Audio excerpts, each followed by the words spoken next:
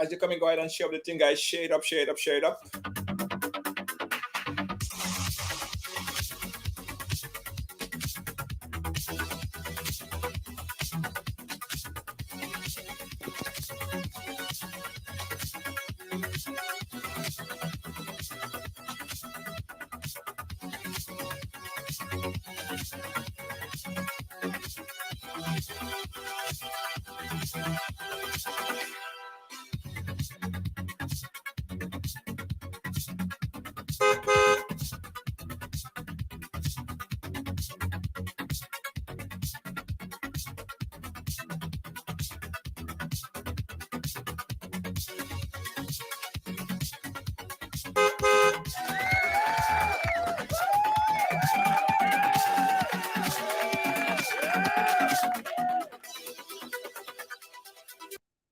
Make this carnival a special one at Spice Isle Jewelry. Get up to 40% off our collection of silver and gold jewelry with purchases above $115. Visit our 2 locations on Grenville Street, St. George's and Spiceland Mall, Grand Anse, and see our fine selection of traditional West Indian bangles, necklaces, earrings, rings, and our unique handmade pieces. Step into Spice Isle Jewelry and shop in air-conditioned comfort with friendly, helpful, and courteous staff. We also pay the most for scrap gold. Our repair service is second to none. Treat yourself or someone special with something special from Spice Isle Jewelry. Serving you since 1986. Call us on telephone number 440-3155 or 440-6648. Sale ends August 31st.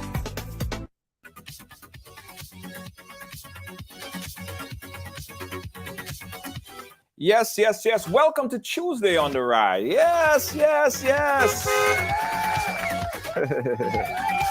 Welcome, welcome, welcome, welcome, welcome, and welcome. Good evening, Lydia. Good evening to you, Bilal. Hey, Dylan, how you doing? Patricia. Junior Fonge Art. What kind of name is that? Junior Fonge Art. Dexter Coleman, how you doing? Big up yourself. Guys, today we got a very interesting conversation. Let's have this conversation because, well, even before the passing of the Queen, there have always been talks about why Caribbean islands, or not Caribbean islands, but countries in the Commonwealth, few countries, because there are a few countries that already went republic, as we just saw Barbados just a few months ago went republic. But why some other islands, namely Grenada, Jamaica, other Caribbean islands, are still under the monarchy?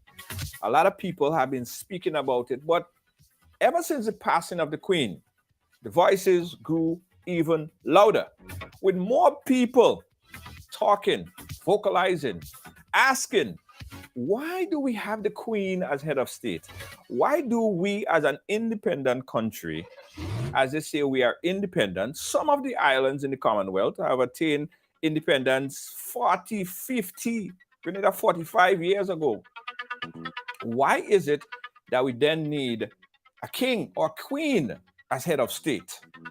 So we're going to learn all about this because we got an expert in the field, got a lawyer expert in the field, who's going to be speaking to us and sharing some light on the information. But of course, guys, of course, and you know, when you're talking about important things like these, a lot of people don't like to watch, right?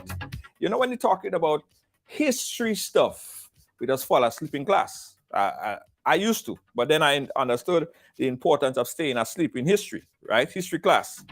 So a lot of people might shun away from this discussion today. A lot of people might dig their head in the sand from this discussion today. But it is important. It is important, vital, essential, all these great words. A lot of rain in Montreal. It is important, guys. So as you come in, go ahead and share up the thing and let us talk. Let us talk. Let us talk. Very important, guys. Yes, yes, yes. So everybody share. Listen, we're wasting no time because we have a very lengthy discussion with the lawyer, giving us some great information. Very important. Hey, Wendy, how you doing? So everybody share? Let me know when everybody share. Let me know when everybody share. Let me know when everybody share. Let me share as well. Hey, Pearl, how you doing? Good evening to you, Miriam. Everybody share? Guys, everybody share? Hold on. Share as well. Because I don't want nobody to fall asleep in this history class, eh? And then all you're going to say, all you can get the information. Hunter Bacchanal, big up yourself. How are you doing, my brother? Big up yourself, my brother. All right, let me go and share. Put it on a few pages. Because after this, right? After this, I don't want to hear nobody calling and asking the question, why is it that the government officials all have to swear allegiance? Why they all have to swear allegiance to the Queen, her heirs, and her successors? You will learn today. Wendy, big up yourself. All right. Very interesting topic, guys. I'm excited. But all you're making me that excited here because I want everybody to share. All you need to do better than that. Everybody need to share. All you need to do better than that. I need more shares than that. Before we start the discussion, we need more shares than this. Ali Spice Boca, big up yourself. No falling asleep in this history class today. Just imagine. All right. Let's go right ahead, guys. So as I said, it's important that we have this type of discussion, right? Right after the swearing in of the new government, and we had Parliament swearing in, we heard all the elected officials who was duly elected by the people of the state. They was duly elected, whether it be senators or whether it be MPs. They were all swearing allegiance to the Queen, her heirs, and her successors. As of last Thursday, the Queen, Elizabeth II, passed away. Right after that, we saw an installation of a new king, right? And the conversation, as I said earlier, started to even get louder. There have been more talk and people asking the question as to why? Why do we need a king? Can we just get rid of the king? Now, even that question was even asked to Muta Baruka, who is a Jamaican poet, activist. Muta Baruka was on an interview on MSNBC. These were his feelings on the passing of the Queen. Listen. Introduce yourself. Well, my name is Muta Baruka. Muta Baruka, and I'm curious, first of all, how do you feel about the Queen's death? I don't have no feelings about it, you know. No feelings at all? No. Even though this is a Commonwealth nation and she was the head of state? She's the head of state of the Commonwealth nation. I am not part of the Commonwealth. I don't recognize myself as part of the Commonwealth nation, even though I'm in a Commonwealth nation. See, I'm a Rastafarian. The only king I recognize is Emperor Haile Selassie I. So let's explain a little bit about that. You are a descendant of the families that were enslaved and brought from ships. Do you know where your family descendants came from? Very difficult to say, but given what we know about Jamaica, we would say from the West Coast, which is like Ghana, Nigeria. Most of us is from Ghana. Because we know about the Accra Compound, and we know about the Coromantee. These are some African nations that came out and came across the species. So when you look at the moment that we're in, after 70 years, no apology from the Queen for the enslavement, yes, and now a new king, what is your expectation, first of all, in terms of an apology? Are you expecting one? Look here, the Queen has been there for 70 years, and she has been all over the world, one of the most traveled monarch of England. And there's so much atrocity that was happening in India, in Kenya, in Southern Africa, and in the Caribbean. And she has not even recognized that her family was responsible for what is taking place, especially now what is taking place in Jamaica, because all they did was to rebrand slavery and call it colonialism. So the same thing. So now we go forward as opposed to looking back. Yes. What is your expectation? Yeah, all right. My expectation is that we will have to continue the struggle to make whosoever is on the throne now recognize that there's something that is need to be done right now, and that is an apology and reparation. Okay. So thank you very much. Yeah. You know, calculating reparations, Yasmin, is very complicated. Because All right, so that was Muta Baruka, very, very vocal on his stance, on his position on the death of the Queen and the what is called the installment of the new king and what it means for people in Jamaica.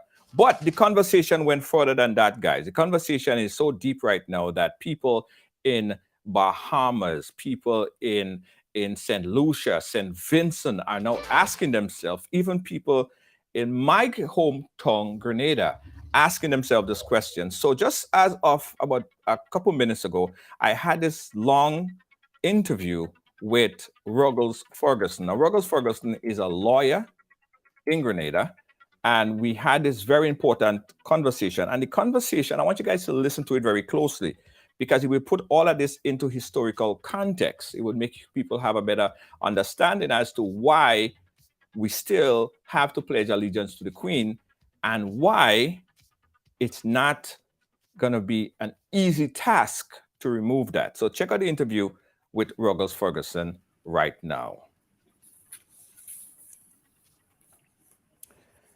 Guys, back in 1660, yeah, we're going way back down in 1660, the Royal Shipping Company, which now many people could associate that with the royal, to the monarch that we know now in England.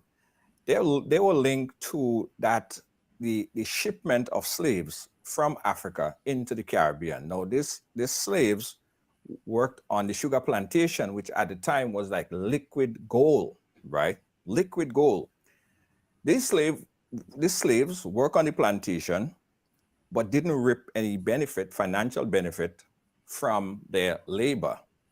Now, fast forward to 1883, after the abolition of slavery in the Caribbean, and the slavery was, of course, abolished and done with, the slave owners was then given over $20 million.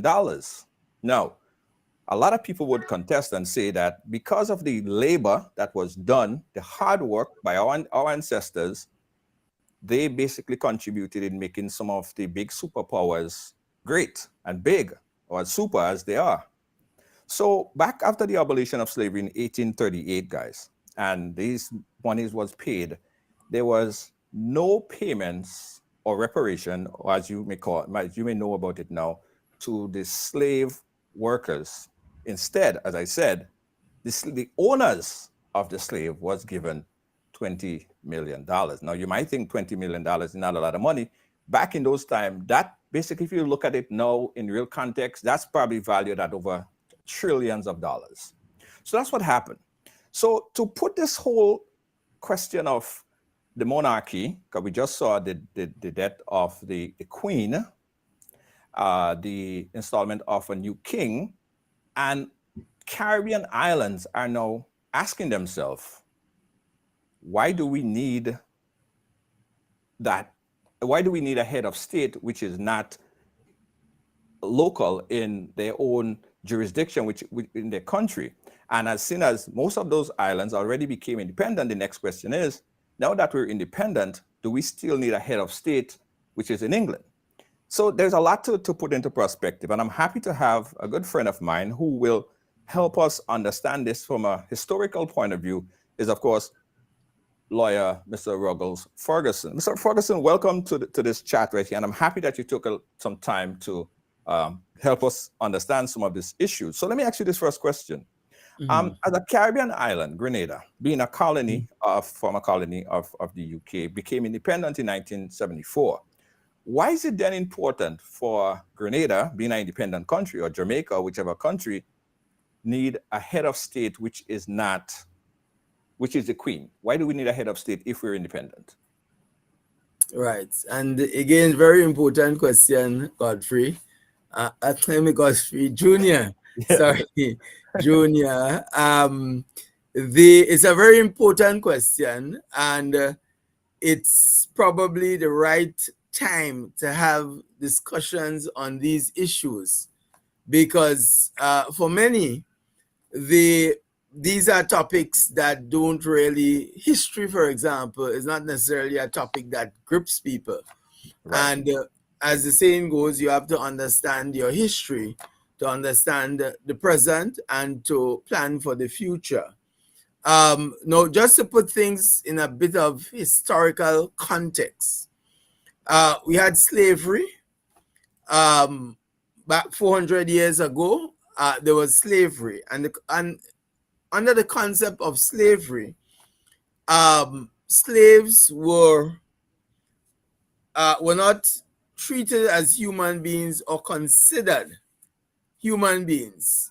They were commodities to be exploited, just like other commodities. You can buy and sell them. So just like you buy a car, you buy a machine, you buy a fridge, you buy a stove, you can buy a slave.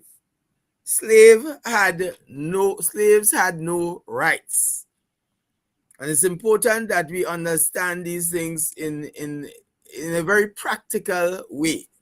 Basically, they had no rights because they were considered property. Property to be bought and sold. And just fast forward a bit now, you had, of course, the abolition of slavery back in 1834. You had the Slavery Abolition Act in 1833, the abolition of slavery, quote unquote, 1834. Then you had a system of apprenticeship up to 1838. And so slaves were reportedly freed because there was a law, the Slavery Abolition Act, a law put in place to free slaves. And of course, slaves were from Africa. And you had slaves from India, but in our parts, we focus a lot on the African slaves. So they were brought from Africa, brought into the West Indies and other parts, and basically treated as property. Yes. So you go to the market, you have a sale, you see Junior looking muscular there, and say, well, you bid and you pay a fee. And basically, he is your property and he has to follow your instructions. There were no laws per se, as they are now, protecting the rights of the individuals. So fast forward again, and through wars between the British and the French, different islands became the property of the colonizers. So we happened to be under British rule in the latter part of the in the 20th century, when we had, for example, moved from being a full colony ruled by the United Kingdom. Then you had what you call, we moved up to the stage of associated statehood. Yes. And then independence. So Grenada and several other islands became an associated state of Britain in 1967. You had associated statehood. And then 7 years, we had complete independence. So it's like a transition. But the common thread that runs through all of this is, first and foremost, individuals were owned as property to be bought and sold.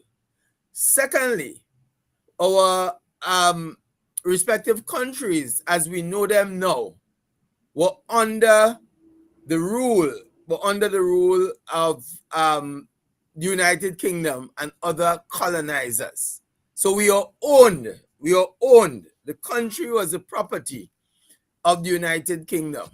And then eventually you had associated statehood, and where one is responsible for internal and external affairs. Britain was still responsible for external affairs, defense, security, and so slowly there was what we call democracy.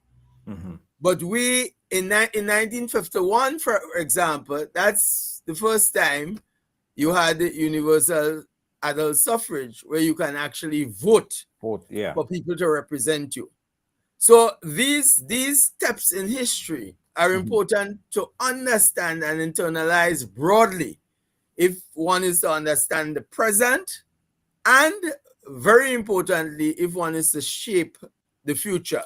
So we have moved from individual ownership as owning people, owning country, and then and all of these, by the way, were brought about by conquest. It's not any peaceful transition. So for example, you have the whole story about the Caribs and Caribs leap, the Siboneyes and all the original inhabitants of these parts. They had to run for their lives precisely because there were powers that were bigger and more fully armed than our own people, and they were therefore able to conquer. So in those days, it was the fittest that survived. And this is in that context that one has to understand the monarchy. Now, all of this has been sold in a sense, in a way that, okay, we are the beneficiaries.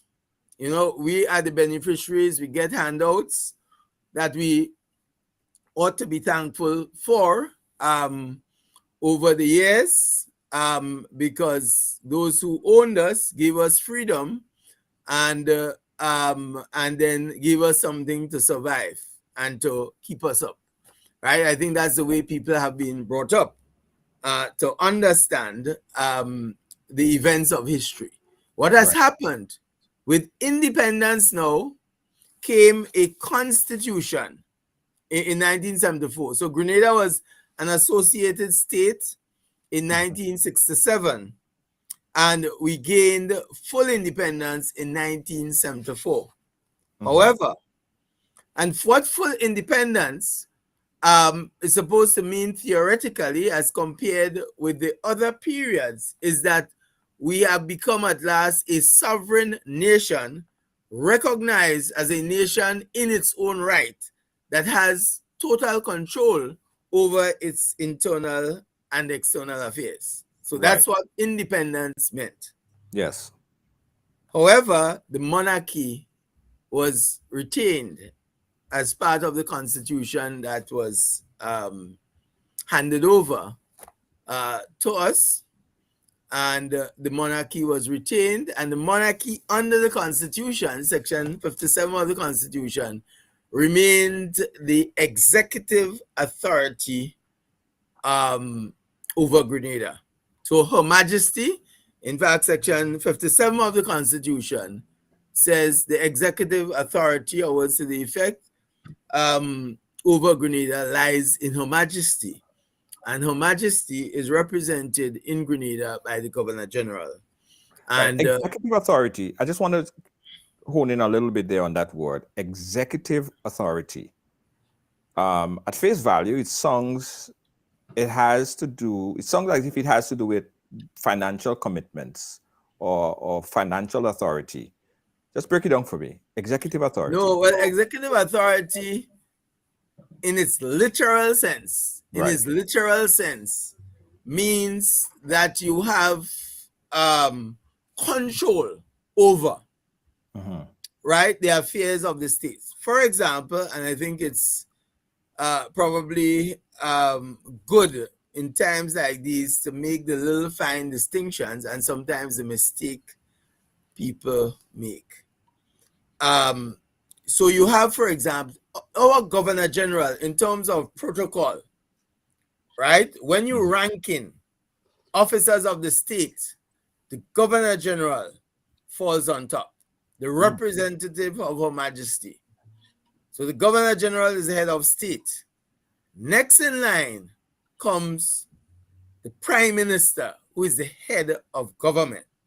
So the Prime Minister ranks second in protocol, right? And then you go to the others, President of the Senate, and these different ceremonial roles.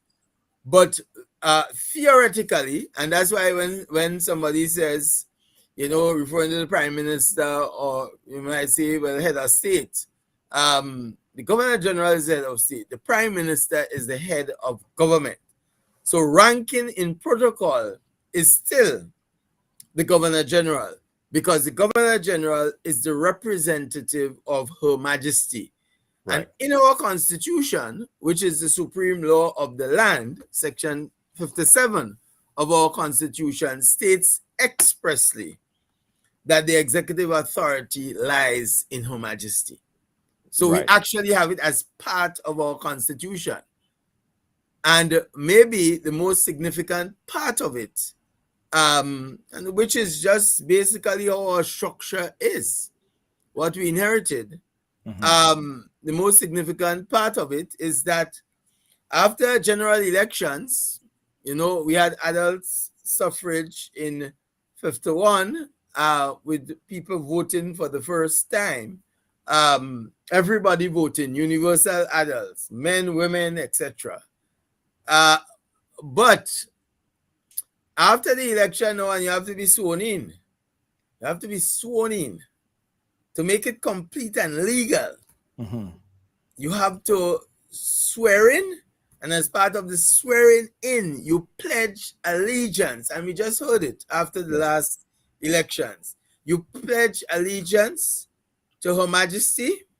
Well, in that case, there was a queen.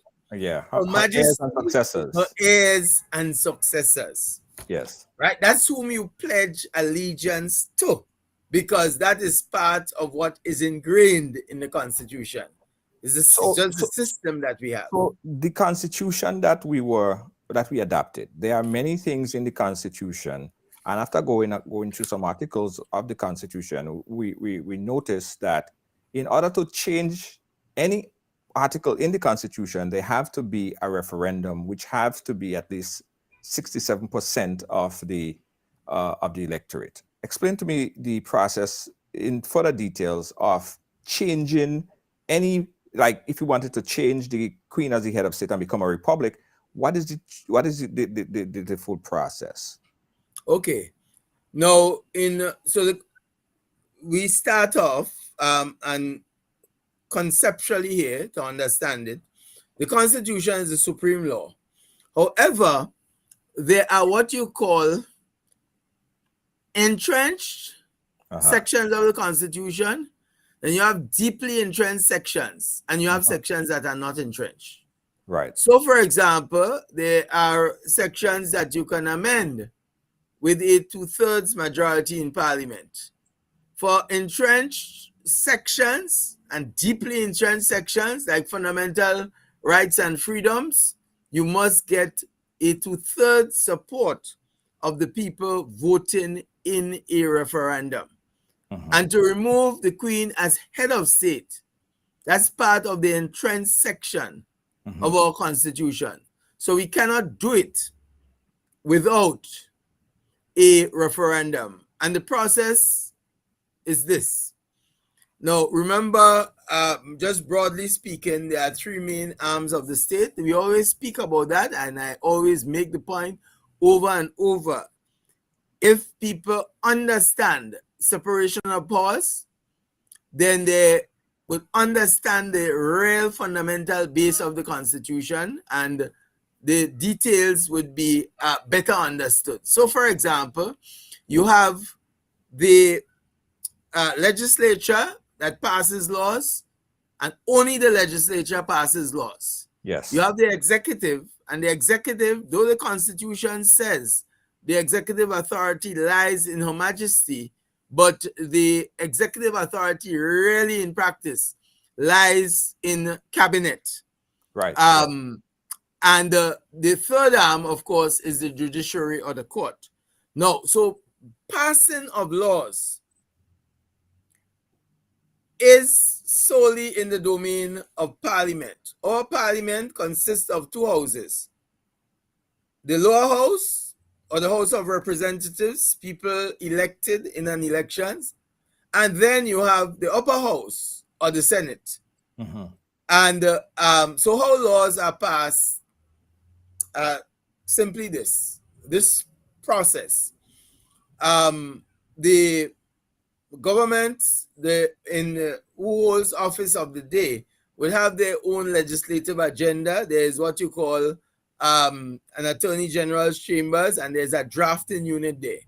So for example, if you want a new law, let's say child is a child, which so many people relate to, right? That's part of the policy or the government's legislative agenda. It sends it to the AG's office, to the drafting unit, and they would give their policy, what they want to see reflected in the law.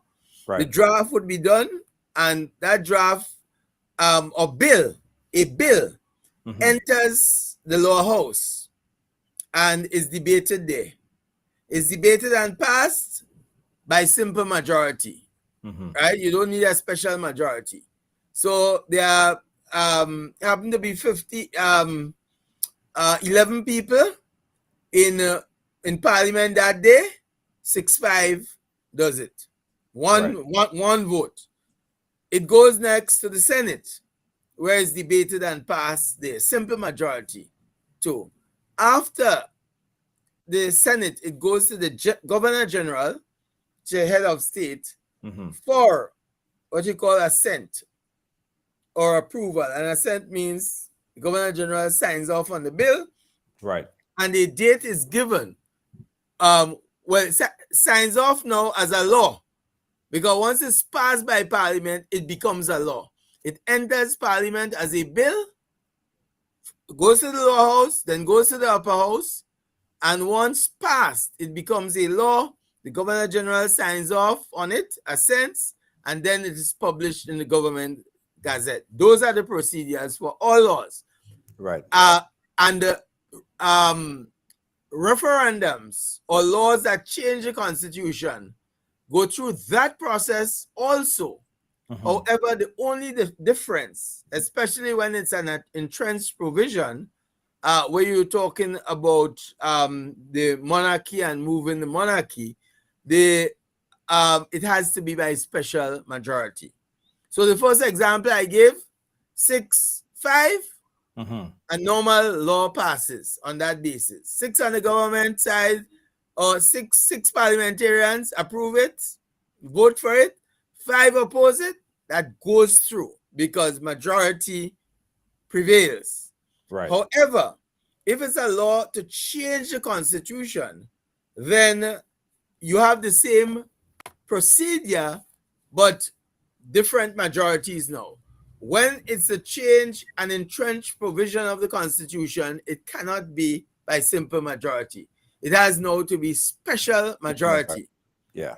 So, for example, there are 15 members of the House, and if you have to introduce a bill into the lower house, that bill has to be passed by at least 10 parliamentarians. Right. And that's 10 is 2/3 of 15. Yes. So if 10 in vote for it, in going forward. So that is why it's important, and that's why it was important in passing any kind of referendum that the both parties come together. Precisely. That's the point. Right. That's the point. When it's about changing fundamentals in your supreme law, there must be cooperation. It cannot be approached in a political partisan way, because you just never get, unless you have a government, and we have had that too, which controls all the seats in Parliament. So you must have 2/3. Then it goes to the Senate. You can have a simple majority in the Senate. But after approval, before it goes to the Governor General, it has to go to referendum for the people to vote.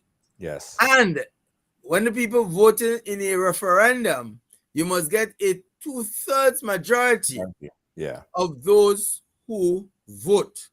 Yes. Okay. So if 10,000 people vote, you must get 2/3 will be about 6,700 people Yes. voting in favor, or else the bill fails. And that is what happened in constitutional reform in 2016 and 2018. Yes. Because there was no people did not vote. There was no 2/3 majority voting in favor in a referendum. Right. So that's Grenada. Right. Yes. I know we don't have a lot of time, so I want to just go briefly on these two other items. One, if then a country, say Grenada, were to move forward with moving towards becoming a republic, does the currency then change? Does Grenada then have to pull away from the EC currency and use its own currency, or print its own currency? Well, not necessarily, because these things are really based on policy decisions. So, for example, in a republic would cut ties in a sense. It doesn't mean that you won't have a relationship with, but you will have a local head of state.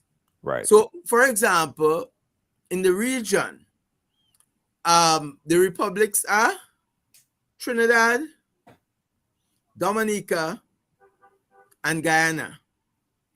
Trinidad has a president, Dominica has a president, but both presidents in Dominica and in Trinidad are what you call ceremonial presidents, just like the governor general.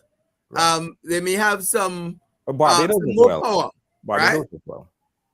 Well, right, and Barbados now, being the latest in their independence last year, became a republic, and that is ceremonial too, akin to governor general.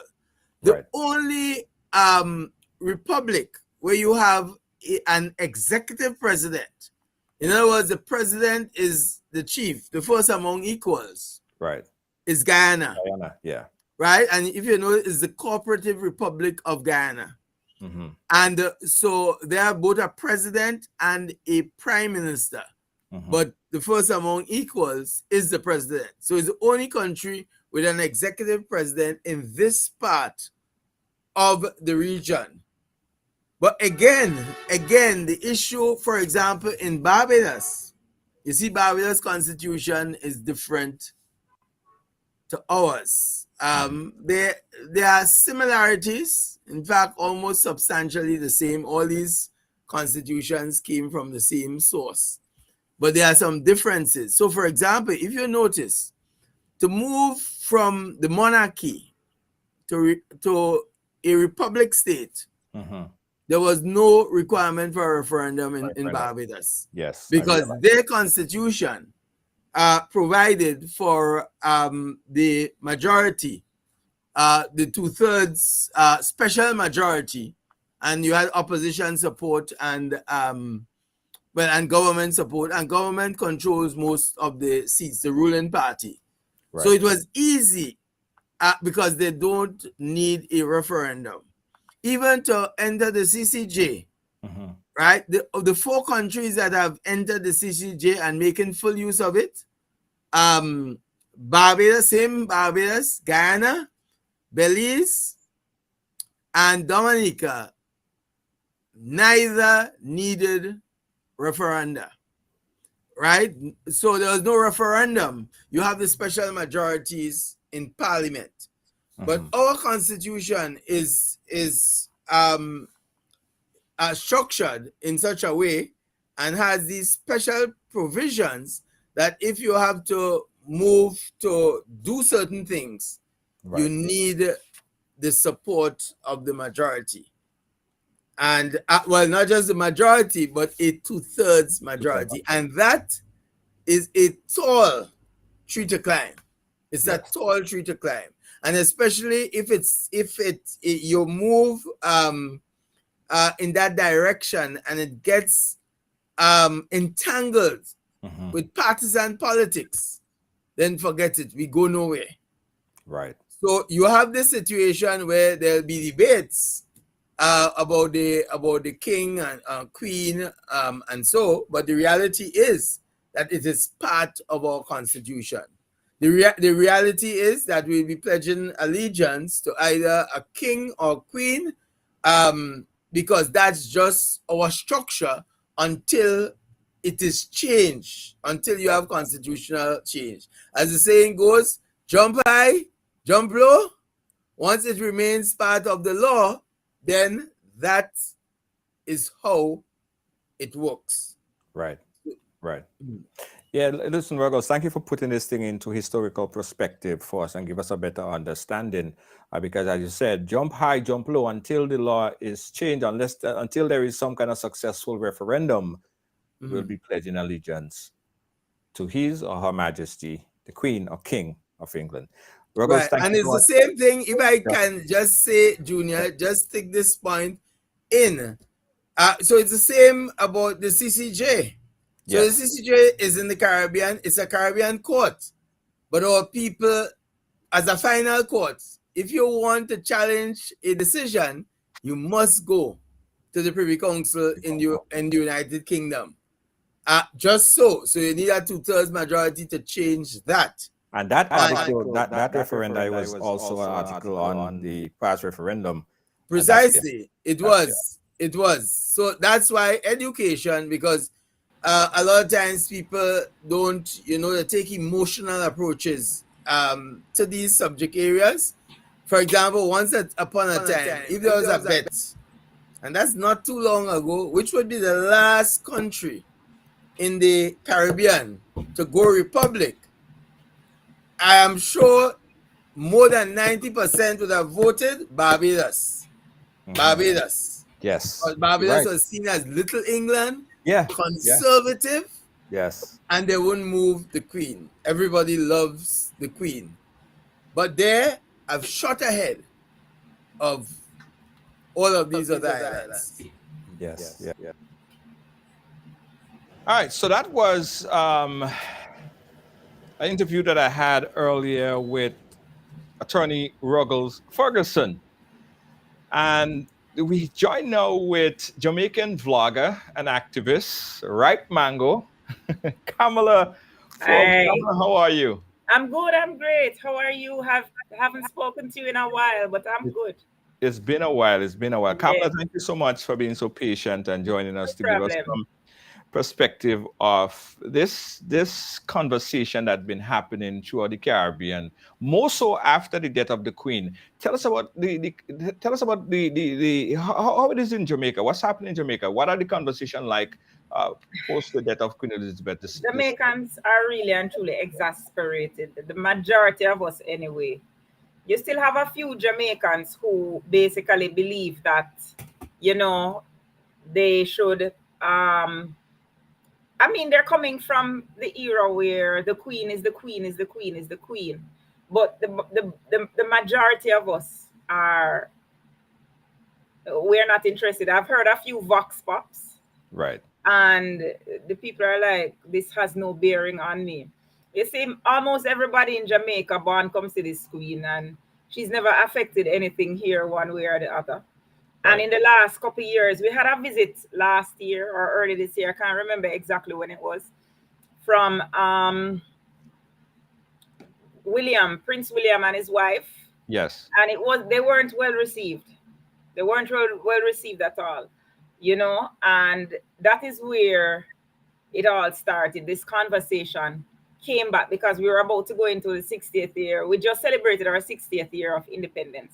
Yes. And so the conversation started when they came here, and that's when the government took it up that, yes, we are going to cut off ties, sever ties with the monarchy, as the people there was a lot of public pressure.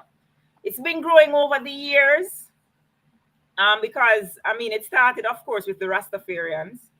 Mm-hmm. Jamaica has always been the hub of social consciousness, one of the hubs, not the only hub, but one of the hubs of social consciousness in the Caribbean, because of the presence of the Rastafarians, who always wanted to be repatriated to Africa. They always were very conscious of Black empowerment and anti-monarchy. You understand? Yeah. So that has more or less caught on here.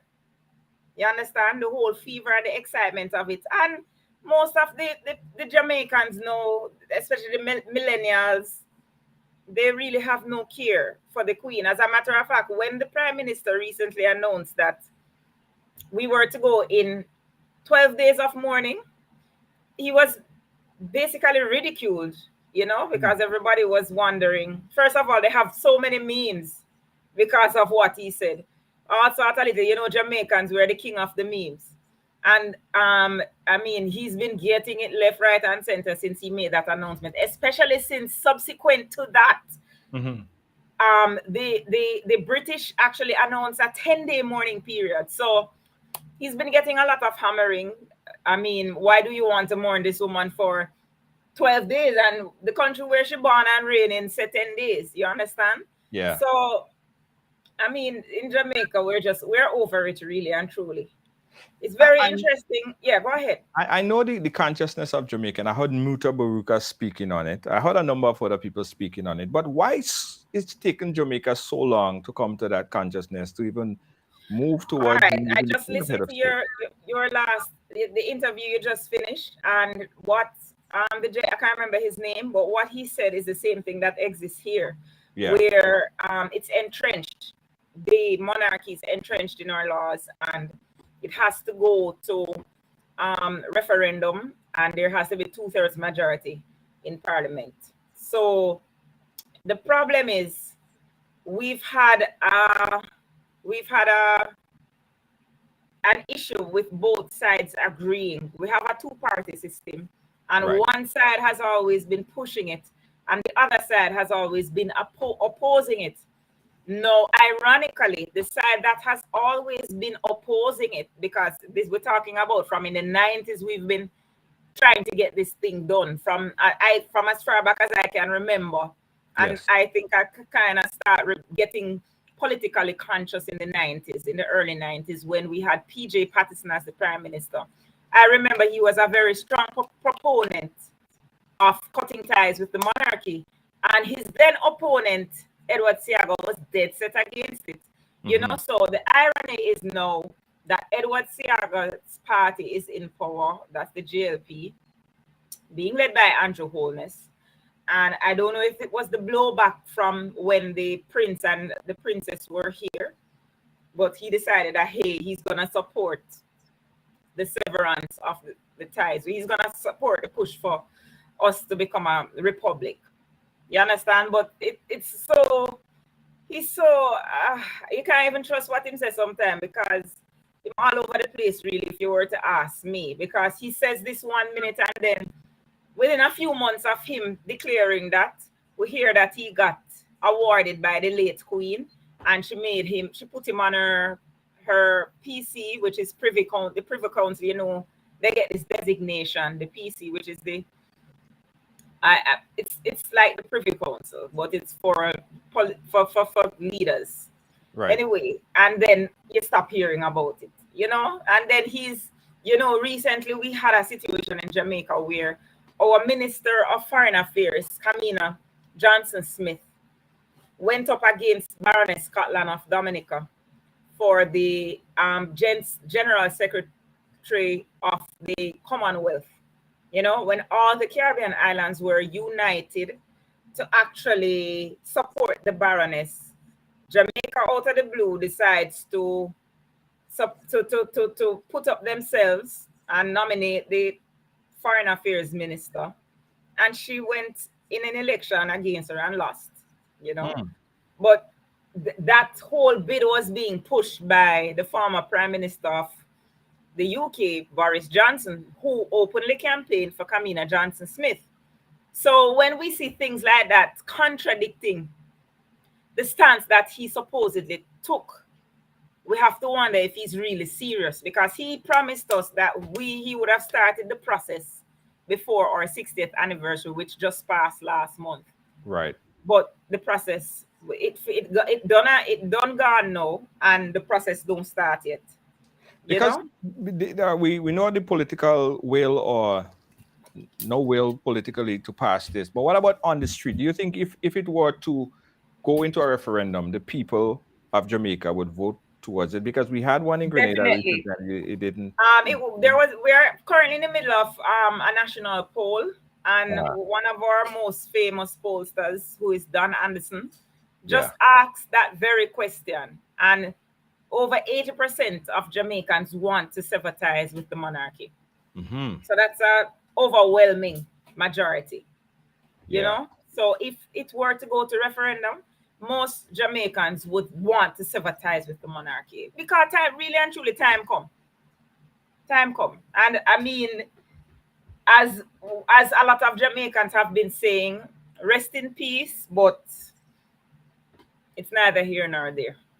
Yeah. You know, it's interesting, after doing some research for this program, and we talk about how superpowers are superpowers, and why superpowers are what they are, and why the rich are so rich. You know, we learned that the Royal Shipping Company, right, of 1660, so we're going way back then, they established that the ship that took the slaves across into the Caribbean, they was essentially tied directly to the royal family, right? Yes. So they benefited. So they brought they brought these slaves into the Caribbean, who worked basically for liquid gold, which is the sugar, and that sugar was then sent back to the colonizers' country. They became wealthy, rich.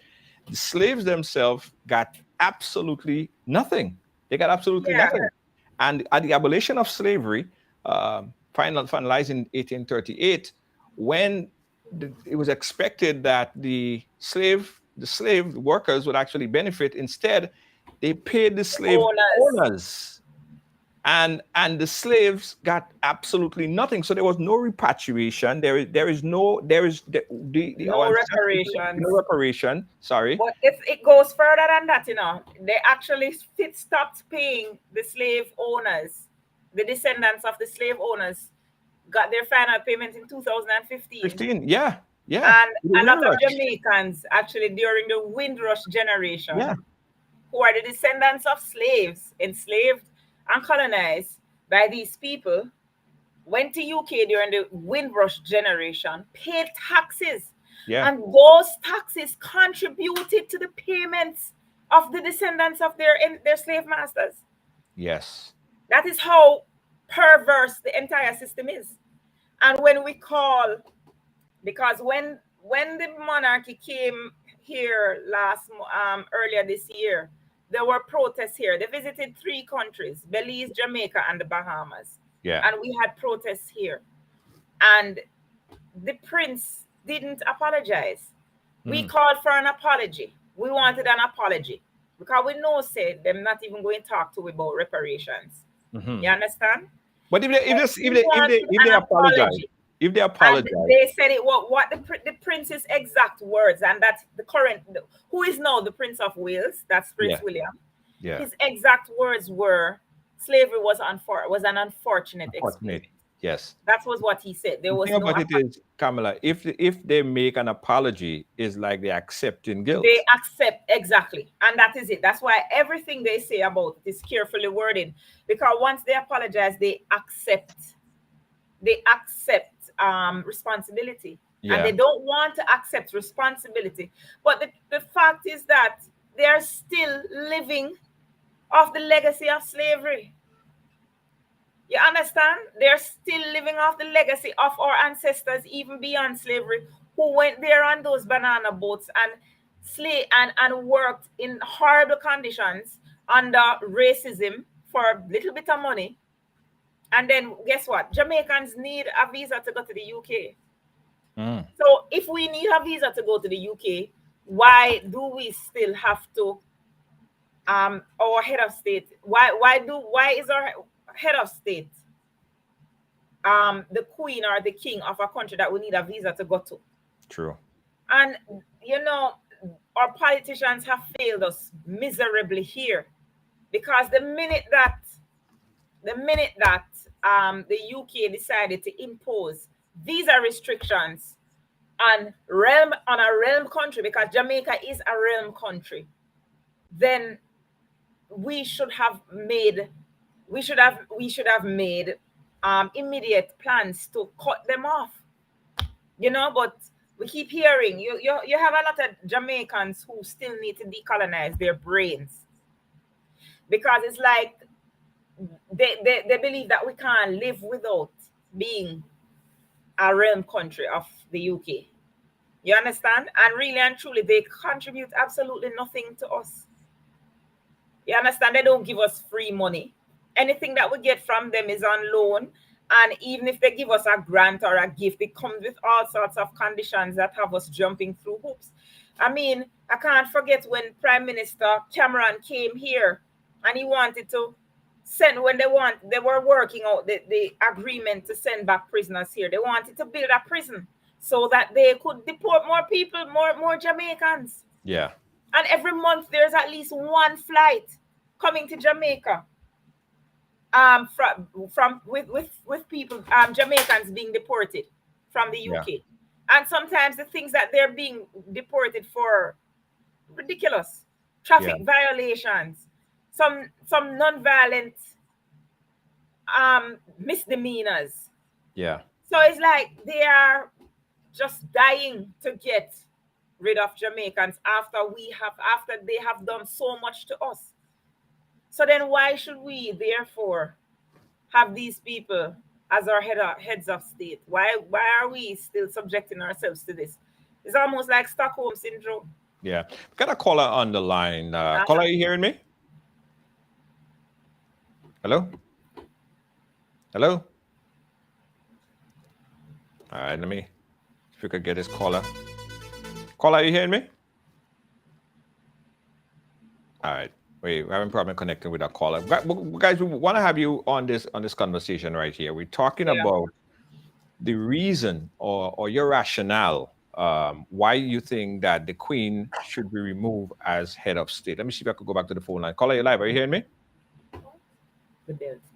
Hello? All right, let me try this caller a different way. Caller, are you hearing me? Caller.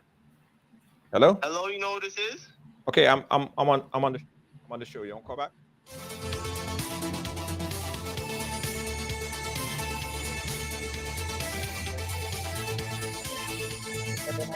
All right, sorry. That was another call that was coming in. Oh, okay. Yeah. Yes. So yeah, guys, 718-701-5720 if you want to put your voice on the topic right here on the question of removing the Queen as head of state in your respective country.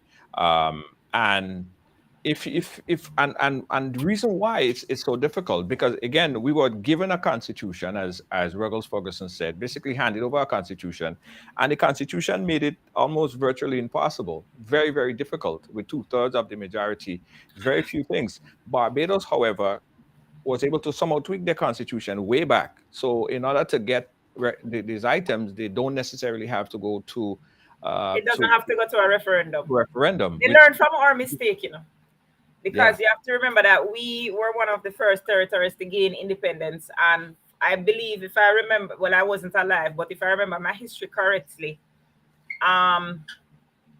we had a situation where we had to go to referendum to vote for what they used to call Federation, West Indies Federation. Yeah. From in the 60s, when we had Bustamante versus Norman Washington Manley, right? Right. So Barbados actually learned from our mistakes when they saw what we had to go through. So that's why when they were becoming independent, they didn't have that referendum requirement in their constitution that we have. So we have that. We need it's entrenched, so we need a 2/3 majority, as well as it needs to go to referendum. You know, so but as your previous interviewee stated, everybody is kind of shocked because the nickname for Barbados was Little England. You know, we never really expected that Barbados would be the first to literally jump the gun. So, I mean, I'm very proud of Mia Motley. I think it was awesome that she saw an opportunity and she took it without apology, you know. So, when that happened, and that is where the conversation in Jamaica actually started, because we were like, hey, if Barbados can do this, why we can't do this? You know, Yes. so I think the Prime Minister started feeling pressured right there. And then on top of that, now the Prince and his wife came here, and Jamaicans were not very receptive of them. As a matter of fact, if you check the British media after that, they basically stated, there was an article in The Guardian that stated that the royals were embarrassed when they came here. You know, actually in Belize, there were protests against them. They were supposed to visit a farm, and people the people blocked them. They couldn't go. They had to change the schedule, change their itinerary, I should say. And aside, when they came here, there were protests in front of the British High Commission. You know, they were not well received. I mean, when you compare it to the other times, I remember the Queen coming here in 2002. That's the last time she came here. I remember Prince Harry coming here in about 2007, 2008, thereabouts. And the reception that the Queen and Prince Harry got was much, much more warm and welcoming compared to when Prince William came here last year. So you see that there's a shift in the perception and the mindset of Jamaican people and how we view the royal family. Because really and truly, I personally cannot understand why even the British people put up with this foolishness, much less we who have no connection to them. But when you listen to the British people talk, I guess royalty for them is an institution. I mean, I found it ludicrous that the British have a transfer tax, and now the Queen has passed, and her what you call it now, the inheritance is supposed to pass to the new king, and I guess her dogs went to one of our children, but there's supposed to be an inheritance tax. Right. And there is a clause in their constitution that states that in order to protect the wealth of the monarchy, the richest man in the country doesn't have to pay the tax. Yeah. Yeah, and these people they're fine with it. And I'm saying, this is ridiculous. But that's fine for them if they want to do it. But why are they imposing this on us? You understand? We are still very a lot of us, as we become more educated as Black people and more conscious, more socially conscious, more race conscious, a lot of us get angry when we find out exactly the kind of atrocities that our ancestors went through. True. And a lot of us are still bitter, right? We see a lot of effort being made to foist the Queen's transition on us in every single sphere of the media. No, death is natural. And while we are not happy that, well, I personally, I'm not happy that she died. The woman was 96 years old. It's not like when Princess Diana died, which was a tragic occurrence. Right. I mean, allow our soul. It's like media overkill. Everywhere you turn, they're just bombarding you with it. And this reminds us, this is a reminder to us of what they took from us. Because every time you see all of this pomp and pageantry, remember now that the monarchy to us, especially those of us who are conscious, socially conscious, is a constant reminder of not just racism and classism, but it's just a reminder of what our ancestors went through, because the monarchy is like a relic from colonialism and the slave trade, the transatlantic slave trade. Yeah. And people say every day, I see people saying that the Queen herself had nothing to do with it. It was her ancestors. No. But they all benefited. The lineage. Colonialism persisted right up into the 80s. Apartheid. So when was apartheid abolished in South Africa? In the 90s. A great driving force of apartheid was the British. The British are the ones who colonized South Africa. You understand? The war, the civil war in Nigeria against the Igbo people of Biafra, and the Nigerians, the civil war, the Nigerians from the north. A lot of the Nigerian government was funded by the British to annihilate the Biafrans. And people, that was recent history. That was in the 70s. It's really not long ago, and it was the same queen. She's been the queen since 1952, right through Jim Crow. And she could have used her position of authority, being the head of the state of so many countries, to speak out against institutionalized racism. You understand? Now, at that time, during her entire reign, up until perhaps 2000, Black people who were colonized by her country endured a lot, and she did nothing about it. So why is it that we should be mourning her again for 12 days, for 10 days even? I don't understand. I don't understand. You Yeah. understand? And what I don't appreciate is the fact that when Black people who are socially conscious speak out about it, we are told to be quiet. I see no, they are doing their whole mourning thing, and you have people who are protesting. Naturally, people protest these things all the time, and they're being arrested for speaking out against the Queen, and that makes no sense. In 2022, when free speech is a thing, you understand? And what I don't understand, and people might say I'm controversial when I say this, is how comes the Holocaust is taken so seriously, but the slave trade is dismissed? What we have gone through, there is nobody who took part in the Holocaust, or the descendants of Hitler or whoever who took part in the Holocaust, that are put on a pedestal. The Queen is on a pedestal, and she's the direct descendant of our enslavers. Yeah. No, you're right. You're right. I think we need to have more conversation. And someone's saying that we need to have more conversation on the constitutional reform. And if people are educated, more so on a broader scale, I know Jamaica, you said there was probably 80% of the people who are ready and Yeah, we are ready. We are ready. with the referendum. In Grenada, it was not that. It became deeply politicized. And it's not going to change. We could sit here from morning till evening and night and talk about all of these atrocities that happened to us. But at the end of the day, the law as is in Grenada and in Jamaica and other Commonwealth countries is that we have to still pledge allegiance to the Queen, her heirs and her successors. We just had an election in Grenada where the Prime Minister and all elected Yeah, I just officials— saw. As a matter of fact, your Prime Minister is going to be here in a few days. Yes, He's yes. to come to Jamaica On Thursday or I believe. Friday. Yeah, on Thursday, I believe. I Yeah, look forward to meeting him. Deacon. Yeah. He's a cool guy. Once you meet him. So unless there is full education, people understand, and the referendum does not become politicized, because that is the problem that we have. Exactly. If the referendum become politicized, it would nothing will change about it. It will continue the same way. And that is the biggest problem that has occurred in Jamaica.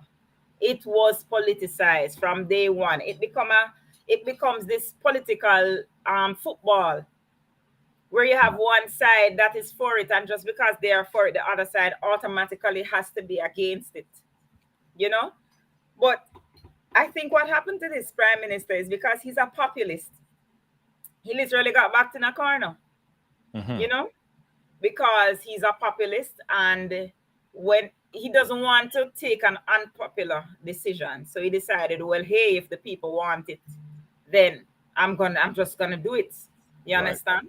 Yes. So that's how he. But the fact is, as I said, he's such a contradictory guy, because literally when Barbados did that, the Queen conferred some on a pre-PC, so he's now Andrew Holness PC, which is Privy Council or whatever.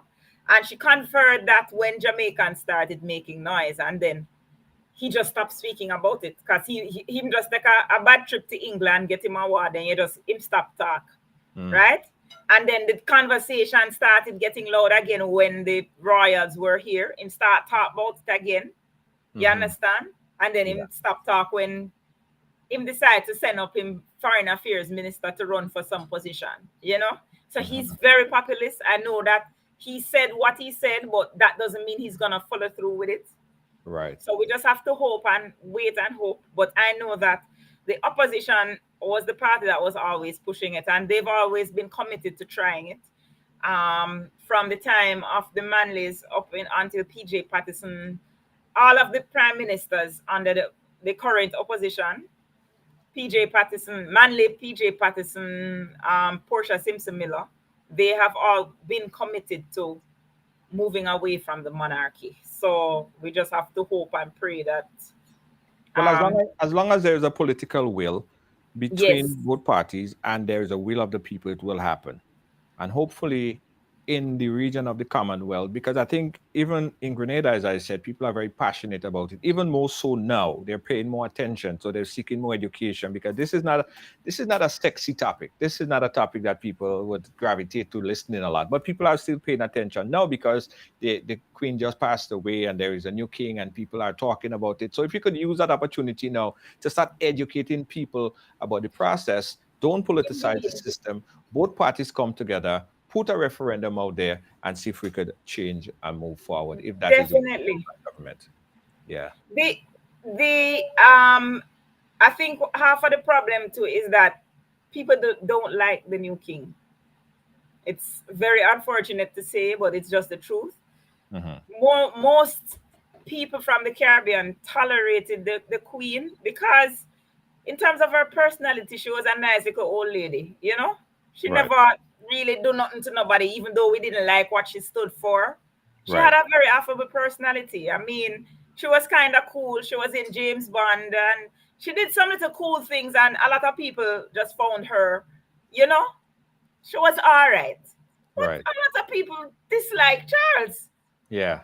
and Yeah. everything he did and everything he stood for, and he was always scandal plagued Yeah. from his marriage to Diana to the other woman and whatever coming. I'm not going to even go into those details, but people, he was always very unpopular Yeah. as the Prince of Wales. So it's a So for him popularity to thing become because the king now, a lot of people are like, really? We have yeah, to really put up with this? No, man, it's time to get rid of this thing now. yeah, You yeah, understand? Because whereas the Queen's personality could have pulled it off, Charles don't have no personality. yeah, yeah. You're right. You're right. I saw people saying, well, if it was Diana, then okay. Oh, I could live with There that. you go. Because So she was the it's about the people's princess. personality. It's more about the And personality at this point. And that's the thing with it. Diana was loved by so many people that Yeah. Diana actually brought back the humanity to the royal family. And then how they treated her, and worse, when her son got married to a woman of color, Yeah. and how they have treated Meghan Markle to the point where she hightailed it. Yeah. And I mean, that's why I think that is one of the reasons why when William and Kate came to the Caribbean, there was no love for them, because we are quite aware of what is going on in the royal family. You know, Yeah. it makes the news, so we see what's going on. We see all the struggles. We know that Charles made fun of the fact that she was pregnant and if the baby was going to be a black baby or what. So we picked up the racial undercurrent in the conversation that was happening when when Harry married Meghan. And guess what? Jamaicans love Prince Harry. Prince Harry came here a couple of times, and I'm telling you, that is the one them prefer. And then worse, he got married to a woman of color. They love Harry. And then when they see what he has been going through because of his choice, for those of us who actually were watching it, we were very upset. You understand? So that also came into question. But yeah. Well, listen. I thank you for joining us and give us some perspective of to what happened in Jamaica. And the truth about it is the same thing, same conversation happening in Grenada. And I'm sure in Yeah, our I know. conversation right I know. I have a lot of you'd be surprised as to how many Grenadians are here. We Yeah. have a lot of Grenadians here. Yeah, So absolutely. But listen, thank you so much. And it's as my always, pleasure. giving us on the ground view as to what's happening there in Jamaica. We appreciate you Right. all the time. Tell the people where they could find you, because you're very All popular right. right My now. page is I'm on Facebook, Kamala the Ripe Mango. I spend most of my time on TikTok now. I like TikTok. I've taken to TikTok. It's the Ripe Mango, at the Ripe Mango on TikTok. That's my son Yes. in the background. Come out of my shot. Yeah. Yeah. So but on all platforms, the Ripe Mango. All right. Nice. So Facebook and TikTok mostly. Thank you so much. We'll keep in touch. Thanks Yes. again. Take care. All right. Yeah, man. Kamala, always very opinionated and passionate. Yeah, as far as Ireland, everyone is having this conversation right now, guys. Guys, in the week, and actually next week, we plan to have a panel discussion on it and bring in a few lawyers from around the region.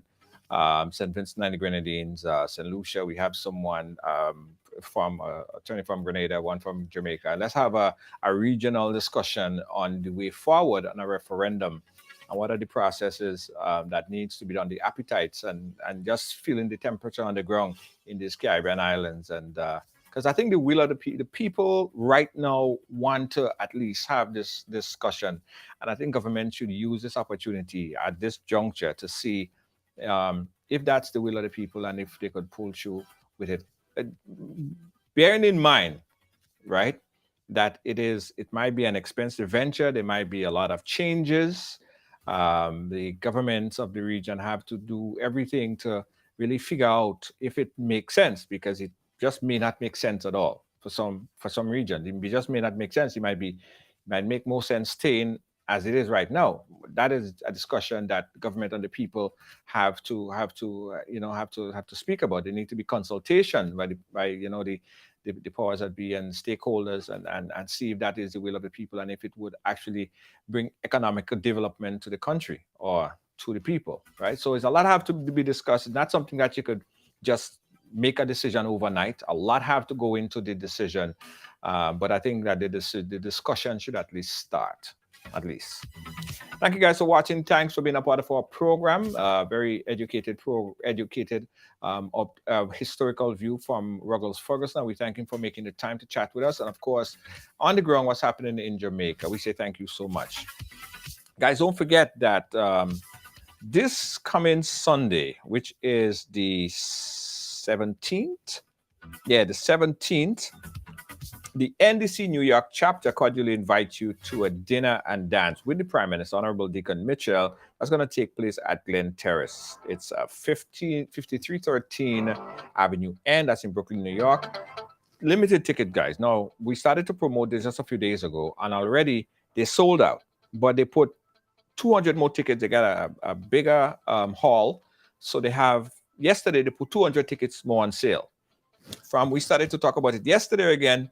They sold out almost half of that. So tickets are very, very limited at this point in time. So if you want to be there on the 17th, Saturday the 17th, get your tickets now. For more information, you can call 347-432-6963 or 347-528-3038.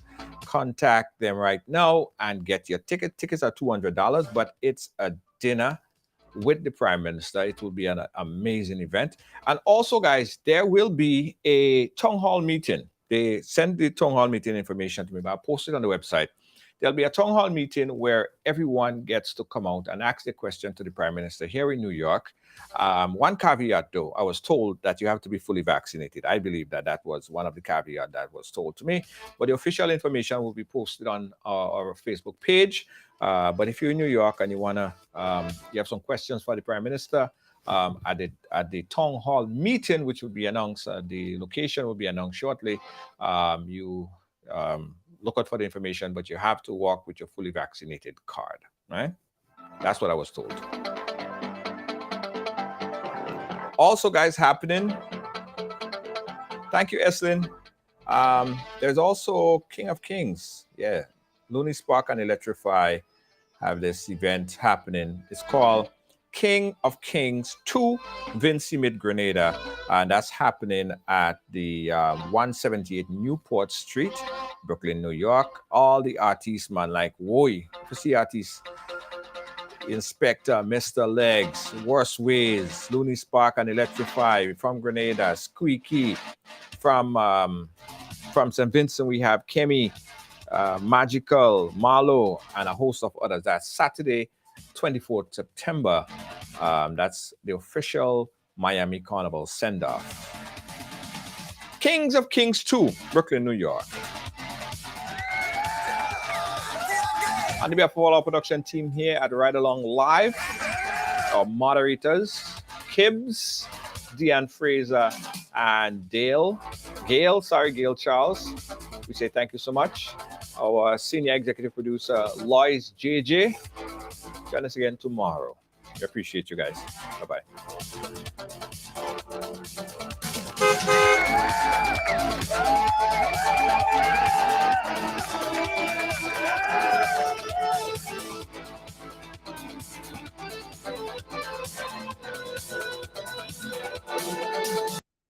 Grenadian products are now only a mouse click away at GrenadaMarket.com. Nutmeg and guava jams, jellies and the syrups, world famous nutmeg pain relief spray, black sage, soursop, lemongrass, and bois bande bar. Ordering is simple and friendly. All major credit cards accepted. Safe, secure shopping guaranteed. GrenadaMarket.com ships your product anywhere in the world. So when you can't go to the island, the products off the island can be sent to you. Just log on to www.grenadamarket.com and experience our quick delivery and homely service. Make this carnival a special one at Spice Isle Jewelry. Get up to 40% off our collection of silver and gold jewelry with purchases above $115. Visit our 2 locations on Grenville Street, St. George's and Spiceland Mall, Grand Anse, and see our fine selection of traditional West Indian bangles, necklaces, earrings, rings, and our unique handmade pieces. Step into Spice Isle Jewelry and shop in air-conditioned comfort with friendly, helpful, and courteous staff. We also pay the most for scrap gold. Our repair service is second to none. Treat yourself or someone special with something special from Spice Isle Jewelry. Serving you since 1986. Call us on telephone number 440-3155 or 440-6648. Sale ends August 31st. Williams Funeral Service serve you with dignity and compassion as you mourn. Every day, we embark on the journey of life, and one day, the journey will end. It's on that day that you can entrust the celebration of life of your loved ones to David Williams Funeral Service. Call 718-291-3823.